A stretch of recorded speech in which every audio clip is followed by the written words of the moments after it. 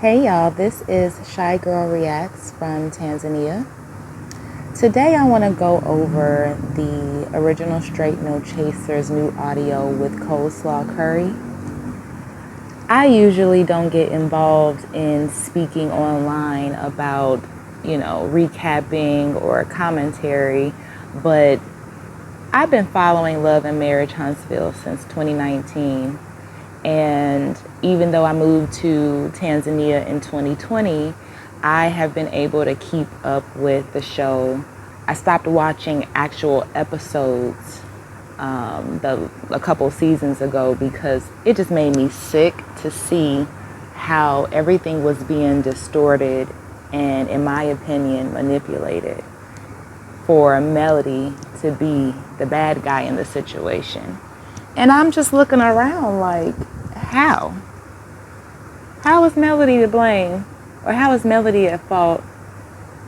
Or why is Melody being painted as the villain or the sneaky one? And it just ground my gears so bad. Like, I couldn't watch the show anymore. However, I have been keeping up with the show via YouTube and TikTok and social media platforms like that. So I've been keeping up, even from all the way over here. And all I have to say is, that girl, that poor girl, she don't have a clue. She don't have no sense. And it's just a shame. Like, it literally is a shame. And it's irritating. It's like a SHIT show that you can't turn away from.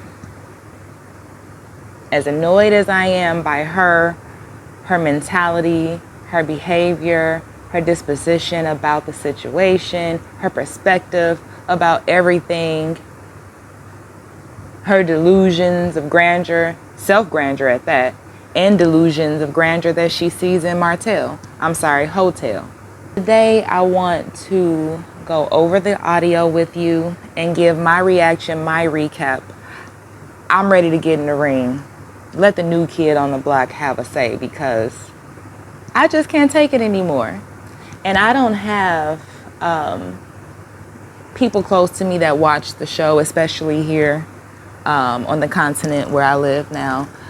So maybe you guys can be my outlet because I'm going over this audio today. And there are some other audios that I have never listened to. So I think that's what I'm going to be doing right now. I don't know if it's going to be a lot of videos or a couple videos, but when I feel inspired and irritated enough, I'm going to start to come to you guys to let it out. So come along with me as we go through original Straight No Chasers audio with Coleslaw Curry. Coleslaw don't have a damn clue, Curry. All right, y'all. On some bullshit every other weekend trying to get ratings. You up here fighting, trying to fight against Wanda, trying to fight Martha and them and shit. Okay, so I want to pause it right there because she's upset that Hotel and Melody are united in some way as parents to defend their children. Because she don't have common sense and because she's selfish and very small-minded, she sees this as a personal offense, a threat to her. She's a very jealous girl. She does not have a girl's mentality or spirit at all whatsoever. The way she views things is just warped. Like, I'm glad that he actually did, correct your name for her. And me, to myself, you a grown-ass motherfucking man, bitch. I ain't gotta take you to fucking stand up and say what the fuck is right. I don't have to tell you that shit. You do what's in your heart. You don't want to fucking say that shit. Fuck you. This is my conversations with Martell now. A man how to speak about a woman who he's supposedly loves.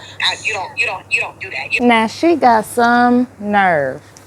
So when you're in that seat and you're being the one who is being deceived, on one hand he's telling you he loves you and all these good things, but then in the public and to other people he's not upholding that same energy. But you literally are the one that watched him for years because you've dealt with him for years. Do that to his now ex-wife. Now you want to demand for morality and honor when it comes to you. But you saw someone, you had a first row seat to witness hotel. Do that to his now ex-wife. If you see somebody is lacking morals and respect and boundaries, why do you think it's going to be different for you? Because you that girl. I forgot. You that girl. You that girl. Okay. I can't be mad at Martell, and this is his bread and butter for him wanting to pour into his his life now. Self out the situation, if it's not making me happy, if this is what this man has to do, he has to sell his soul, because I know he's gonna sell her soul. You done lost your family, you done lost your husband, you done lost every fucking thing, and you somewhere with fame, and you still not happy. But I don't know if she's happy or not. You can't be mad at Hotel. Why you can't be mad at Hotel? He don't have to move the way he moving. He don't have to do the things that he doing to be on the TV show.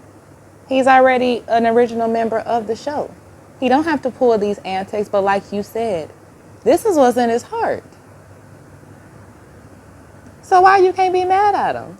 Has he convinced you that, oh, I have to do this, this is my bread and butter, I got to take care of my kids, I got to rebuild my life? He gave you this whole woe is me. And even though he's throwing you under the bus, you still have empathy and pity for his situation. Girl, he has done a number on your mind. I don't think it was that hard because you're not working with a full deck. But he has done a number on you. And another thing, you were right. You don't know if she's happy or not. You don't know. You are from not even the sideline. You are all the way outside of the stadium. You can't even see inside. You don't have no idea what's going on with that lady. And you shouldn't even be worried about it. She didn't sell her soul for nothing. Just because that's what Hotel is doing and that's what you're witnessing him doing. And he's he's projecting and telling you that she's doing the same thing. So that way it makes it fair. And so don't judge. Is that what he's telling you, girl? All right. And another thing, you're saying that she sold her soul and that she lost her husband and she lost her family. You've been messing with him since before the show. At any point in time when you came into the picture, there was a 50-50 chance that she was going to find out, and at any time she could have left him. That has nothing to do with the show. One has nothing to do with the other. You're mad at a woman who took her husband back even though he was cheating with you, because we all know pretty damn sure that he was apologizing at first and telling her and not telling her the truth. Matter of fact, we saw that on, I think it was the second season of the show. We saw her questioning him outside of the reception of Kimmy and Marceau's wedding. And in true Lion ASS fashion, he wouldn't admit to anything that she wouldn't already insist that she knew. She asked him, how long you been messing with her?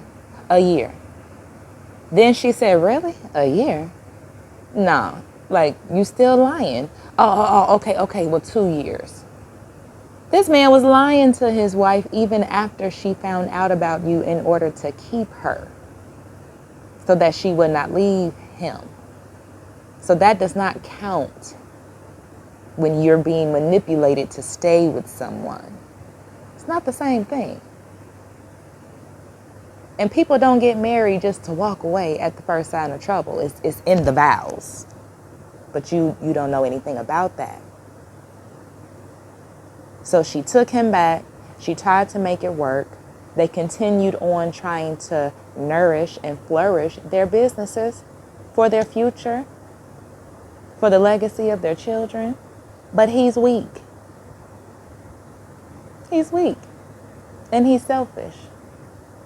And his ego is the most important thing to him, and it needed to be stroked. And he was addicted to the stroking, which he announced to everyone that was what he could not resist, was your availability and your willingness to do whatever he desired so that he could feel like a man. You are really silly. It's like you got stuck in a time capsule. Your body continued to grow up into an adult woman, but honey, that mind, that brain, that reasoning, it's not there. She sounds like a 17, 18-year-old girl with the way that she views everything. Insane. Like I told Martell a year ago, if you called me a peasant and we wasn't talking and you felt how you felt, you was saying that shit with your chest, do what you do. But when you are somewhere disrespecting me, but you want me to sit on your face, how can you be sexually attracted to somebody but treat them like crap? What? What the what? That don't make sense. What? Like, yes, a man can go disrespect you and then come screw you. Duh. Like Gigi told her on that live that she did. That's what a you know what do. That's what the cucumber do. That's what the hot dog do. It come back to what's open. The standard for most men is are the legs open. And it's even a bigger bonus if he can control you, tell you what to do, lie to you, manipulate you, let you look at him as a person that he is not. You believe in the representative that he fed you, and now you have him all to yourself. Now you get to see the reality. Because the truth of the matter is, these mistress, side chick, these affairs, they're all about the fantasy. It's all about the fantasy. Yes, he can treat you like crap. If he can call you a peasant on TV, call you 15%, say that you and him are now courting and starting over anew, fresh. Like, you're not a girlfriend, you're not a fiance, you're a friend who he's courting because he has to get to know you. He's been rubbing bellies with you since 5, 6, 7, 8, 9, 10 years. And he said he has to get to know you. You have his child. He said he got to get to know you. So what do you mean? You don't understand how he's still coming over asking you to sit on his you know what? What world are you living in where you don't know that? Nobody ever told you men say whatever to get what they want? That's something you told when you grammar school, high school, at least high school, multiple times from different people, unless you just never had nobody around or you just never listened to them because, you know, your ego too. Their downfall for the both of them is their ego. They both fulfilled something in each other that they got addicted to, and it became their downfall as well. Now they stuck with each other. They dependent on each other. And I'm pretty sure they resent each other. At this point, it's kind of like a relationship of extortion. It's like, okay, I take care of her. She depends on me, which is the situation that I created. So I'm stuck with her. And she knows so many secrets. She knows that dark side of me, that other life, that double life side of me that I kept hidden from other people, except for probably his guys, Marceau, Maurice, whatever. Because they mentioned he gets very aggressive and he's very different about her. He's different when he's around her. And it's not in the positive. They literally brought out the worst in each other. And now they stuck with each other. Because she's the gatekeeper to the secrets. And he know her mind ain't right. He knows she don't give a darn about putting him on blast. This girl then said, insinuated that he was playing for the same team and enjoyed some brotherly love. She exposed what kind of adult time activities he likes to participate in his derriere and in her derriere. She's a liability. They're a liability to each other. They stuck with each other. And that is a miserable situation. They can pretend all they want. Right now they in they fake it till you make it stage because they don't have no other choice. They don't have no other choice but to try to make it seem like everything is copacetic, everything is cool between them, everything is good financially. They're dating, they're courting, they're not in a relationship, they're not engaged, but they're together because she has to be around to fulfill her duties. Because his friend, Coleslaw Curry, owes him duties and chores, and he has expectations of what she has to do for him in order to continue to get her bills paid. That's just what it is. She has to continue to hold on to the lies so that she don't go completely insane, because we've seen her teeter in and out of insanity to sanity already. He controls her world because he needed that for his ego. He needed it for his ego because next to Melody, he felt small. Even though Melody was a good wife and graciously allowed him to appear as the forefront, as the man, as the husband, as her partner, as her teammate, as she should. I think she gave him a little too much freedom to pretend to be the boss because he started to believe he was the boss. We've heard Melody and Martell together in a video talk about him having some troubles with his career.